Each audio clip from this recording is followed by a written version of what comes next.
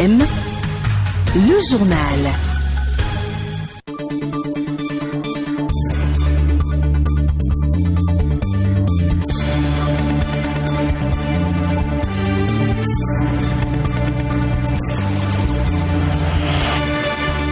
Lundi 2 août 2021, c'est l'heure de la grande édition du journal parlé sur les ondes de la 102.3 Diaspora FM. Nous sommes bien entendu sur Diaspora FM. Mesdames et messieurs, voici le sommet de ce journal.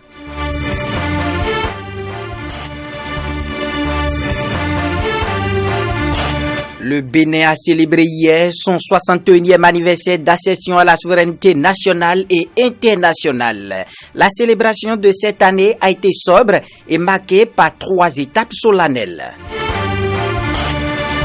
Après les réquisitions, la Cour de répression des infractions économiques et du terrorisme CRIET a livré le verdict de l'affaire mauvaise gestion au port autonome de Cotonou aujourd'hui. Les coupables sont condamnés à 5 ans de prison chacun et à une amende. Au Niger, l'armée a perdu 18 soldats des forces spéciales qui sécurisent la zone de Torodi entre le Niger et la frontière burkinabé. Voilà l'essentiel à développer dans cette édition. D'autres sujets vont meubler ce journal. On se retrouve juste après cette courte pause. Aristide Setchi. Bienvenue à tous et à toutes. Merci d'avoir choisi la radio africaine pour vous informer. Dans l'affaire de corruption et d'abus de fonction au port autonome de Cotonou, les sieurs Jean-Baptiste Runguet, Rodrigue Kakaï-Glele et Frédéric Béanzin sont fixés sur le sort. Selon Frisson Radio, Rodrigue Kakaï-Glele est condamné à 5 ans d'emprisonnement ferme et à 50 millions de francs CFA d'amende. Jean-Baptiste Runguet a quant à lui écopé de 5 ans d'emprisonnement dont 2 fermes et 200 000 francs CFA d'amende, alors que Frédéric Béanzin est condamné à 5 ans d'emprisonnement dont 1 ferme et à 200 000 francs CFA d'amende. On revient sur la célébration d'hier. La célébration de l'indépendance est marquée par plusieurs faits. Au nombre de ceux-ci, nous pouvons citer le dépôt de Geb. Quel est son sens? La réponse dans ce reportage. Le dépôt de Geb, première partie de la cérémonie officielle marquant la célébration du 1er août 2021, vient rendre hommage aux fils et filles du pays qui ont payé de leur vie pour l'accession du Bénin à la souveraineté nationale et internationale. Mais pour l'armée béninoise, cette pratique courante va bien au-delà de ce symbole.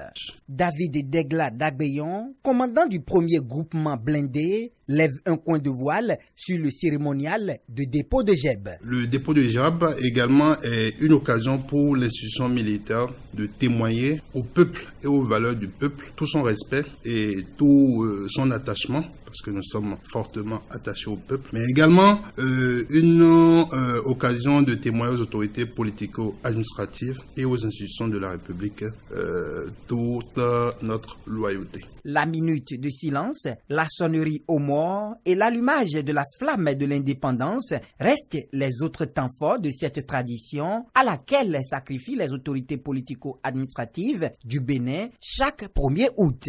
Les coups de canon constituent aussi une étape importante pour la célébration de la fête de l'indépendance. Le commandant du premier groupement blindé, David Degla Dagbeyon, nous parle du sens de cet acte. Il est au micro de Carole Olaye. Les coups de canon constituent une pratique ancrée dans la tradition de la plupart des armées du monde. C'est une occasion pour nous, à travers les coups de canon, de témoigner à une personne tout notre respect et toute notre considération, mais également de montrer notre respect, notre considération à l'occasion d'un grand événement. Par exemple, à l'occasion d'une passation de pouvoir. Généralement, c'est 21 coups de canon qui sont tirés, mais il est admis désormais que dans notre pays, nous ne tirerons que 12 coups de canon pour représenter et surtout pour rendre hommage aux 12 départements qui représentent notre pays. La souveraineté internationale s'exprime également au travers de la culture, de la musique. Après 61 ans d'indépendance, quelle analyse peut-on faire de l'évolution de la musique béninoise des années 60 à nos jours? Élément de réponse à travers ce magazine signé Ahmed Arekba. 1er août 1960, le Bénin obtient enfin le précieux sésame, celui consacrant son indépendance, son accession à la souveraineté internationale. Au milieu de sonorités calypso et highlife, une chanson sort du lot et s'impose dans toute l'Afrique de l'Ouest, comme le tube de l'époque.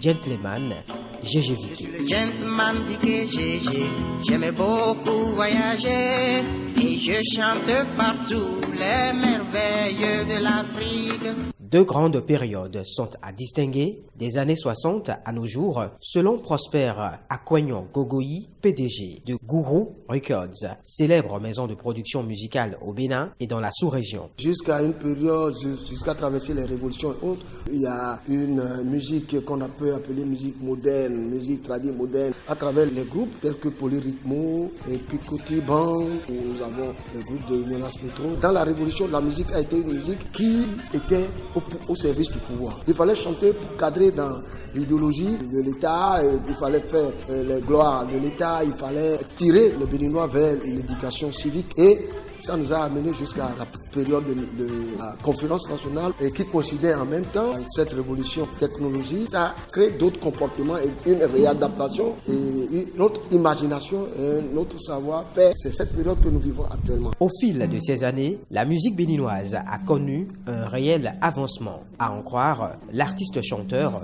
Sweet Glory. Ça évolue parce qu'il y a tout genre aujourd'hui. On peut faire toute une soirée, sinon plusieurs soirées avec la musique aujourd'hui. C'est que les chaînes de télé peuvent jouer rien que nos musiques tout le temps et tout le temps. En termes de perspective pour une meilleure production, valorisation et positionnement de la musique béninoise, Prosper Akwenyon Gogoyi distingue 3 axes importants. Le premier niveau, ça concerne le gouvernement. Il s'agit de voir le cadre dans lequel nous allons évoluer et réguler le cadre de telle manière que ça sécurise la création et ça donne l'envie à investir.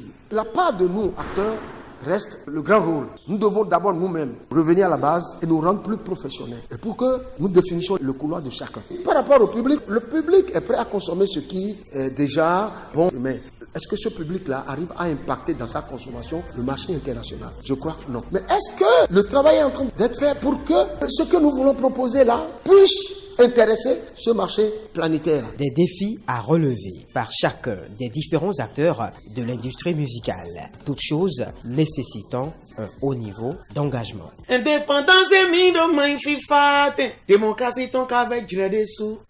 Autre page dans cette édition, l'Association nationale des entrepreneurs personnes handicapées existe désormais. Elle a été créée à l'issue d'une assemblée générale constitutive organisée ce samedi à Cotonou. Horacia Djodji. Constituer un creuset pour réfléchir et défendre leurs droits. C'est le but de l'Association nationale des entrepreneurs personnes handicapées du Bénin portée sur les fonds baptismaux ce samedi 31 juillet. Cette assemblée générale constitutive a permis aux membres de prendre connaissance et valider les statuts de l'association.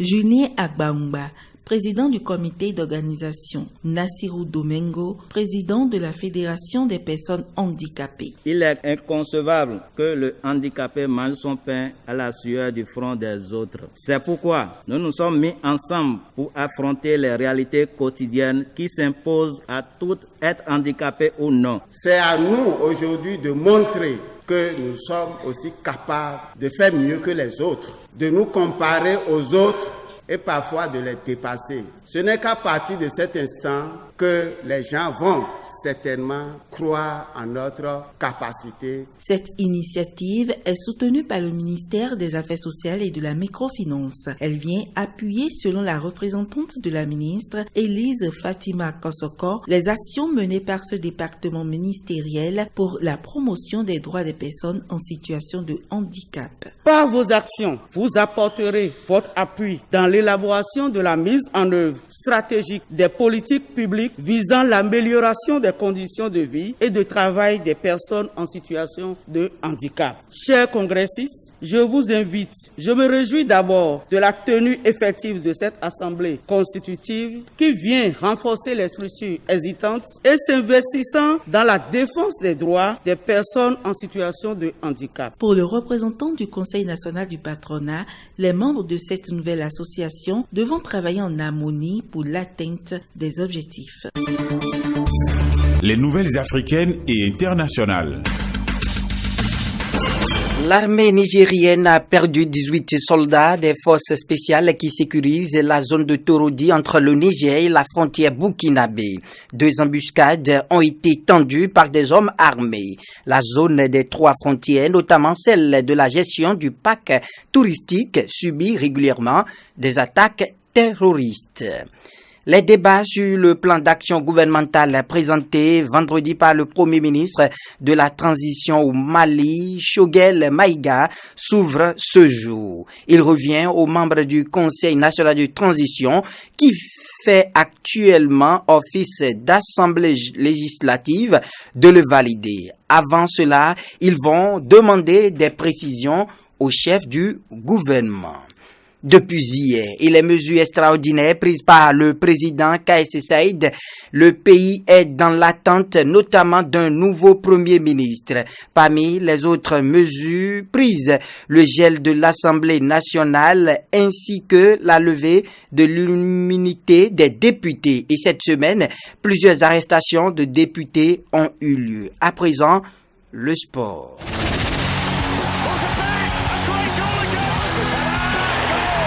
Le sport. Direction Tokyo. Médaillée d'or à Rio de Janeiro en 2016, l'équipe de France de concours complet a remporté la médaille de bronze ce jour aux Jeux Olympiques de Tokyo. Alors qu'il pointait à la 9e place après le dressage, les Français Nicolas Toussaint, Karim Lagouag et Christopher Sis ont remonté à la 3e place après le cross et ont conservé cette position. La Grande-Bretagne est championne olympique et l'Australie est médaillée d'argent. Cette médaille de bronze est la 23e de la délégation française au Japon.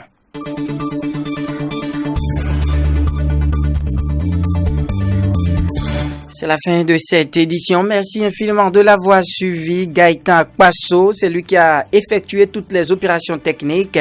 Présentation Aristide Setti. Mais avant de partir, retenez cette pensée de Jacques Steinbeck. Je cite, « Il n'est pas nécessaire de réussir pour désespérer. » On se retrouve dans 12 minutes, autrement dit à 13h30 pour votre émission Réaction à l'actualité.